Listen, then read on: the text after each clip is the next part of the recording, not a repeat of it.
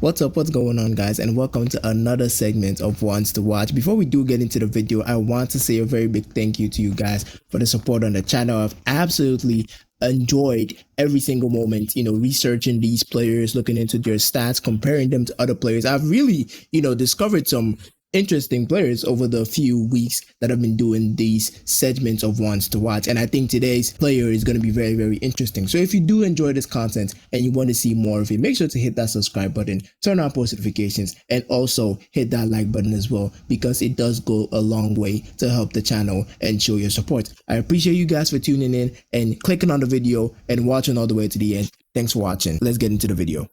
This season in the Premier League, amidst all the noise surrounding big transfers, superstar forwards, and title race drama, a different kind of story has been taking shape at Manchester City. Not a story about goals, not a story about pace, power, or highlight reels. This is the story of a midfielder who controls the game the way a conductor controls an orchestra.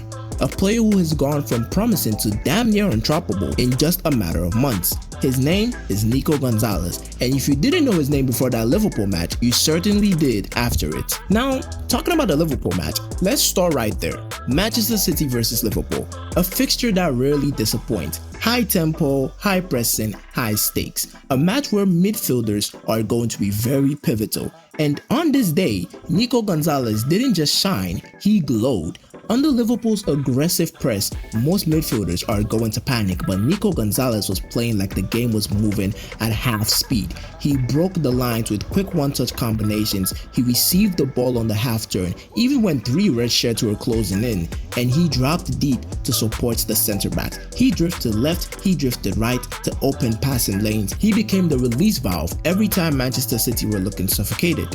And in this match alone, he recorded one of his highest progressive carry numbers this season, his most touches under pressure, and a very high pass accuracy that barely dipped despite Liverpool's pressing intensity. Now, let's have a look at the numbers, because you know I like my numbers, and compare him with some of the elite names that you guys are familiar with. We're talking Tchouaméni, Frenkie de Jong, Gravenberch, and Moisés Caicedo. Nico González stands out not because he's the strongest or the fastest, but because he's the smartest in defensive structure. 66.7 tackle success rate, second only to Tchouaméni this season. But Nico González, he defends using anticipation. He closes passing lanes early, he steps in before danger escalates, he shepherds opponents into less threatening zones. He's not a ball-winning monster. He's a pressure navigator, a Guardiola type midfielder to the core. Now in the section we're going into, this is where Nico's profile becomes elite. 603 touches, and not empty touches, touches with purpose, touches that move defense. And if you compare that to Gravenberch with 547, Tchouaméni, who was higher than him, with 652, and Caicedo with 577, and Frenkie de Jong topping this list with 753. Frenkie de Jong is the only one producing that pure volume, and it's basically because he plays in a system like Barcelona. But Nico González's touches are spread across more phases of play. We're talking build-up, midfield circulation, third phase recycling, switches of play, tight press escapes, tempo control, you name it. He isn't just in the game, he shapes the game.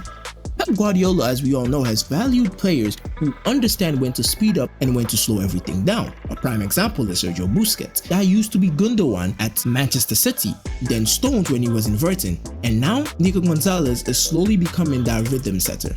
A lot of people do like to compare him to Rodri, but I think he's a different profile, because Nico's 1,670 meters of progressive carry distance is proof that he's not only receiving the ball, he's actively moving Manchester City forward. Now when it comes to passing, this is where the comparison becomes fascinating, because Nico González is boasting an 89.5% pass accuracy, with Tchouaméni and Caicedo in the 90% range, and Frenkie de Jong and Gravenberch the only 2 players behind Nico González.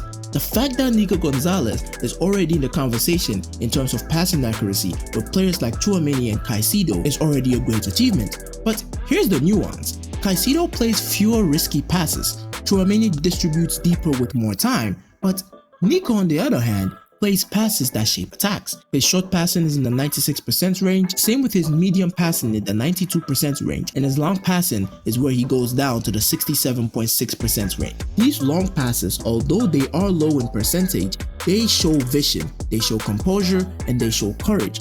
His ability to break pressure and maintain tempo puts him stylistically closer to Frenkie de Jong, but with more vertical purpose and fewer turnovers. Now, as I was saying earlier, I don't think Nico González is a carbon copy of Rodri. Nico González plays like a hybrid between calmness of Rodri, intelligence of Busquets, and the mobility of Frenkie de Jong. Now, in the final third, obviously he's not going to be that final third magician, but he is the spark before the spark.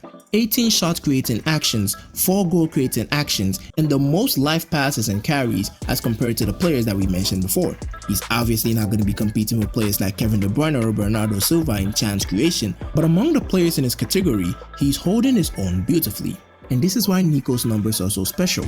He isn't surviving the chaos, he's calm in it. He's given Manchester City a flow, a composure, and a balance, and after that Liverpool match, he gave them a new midfield leader. When you compare him with the top young midfielders in Europe, Tchouaméni, Gravenberch, and Caicedo, nobody blends all phases of midfield play as seamlessly as Nico González. And right now, it feels like it's only the beginning.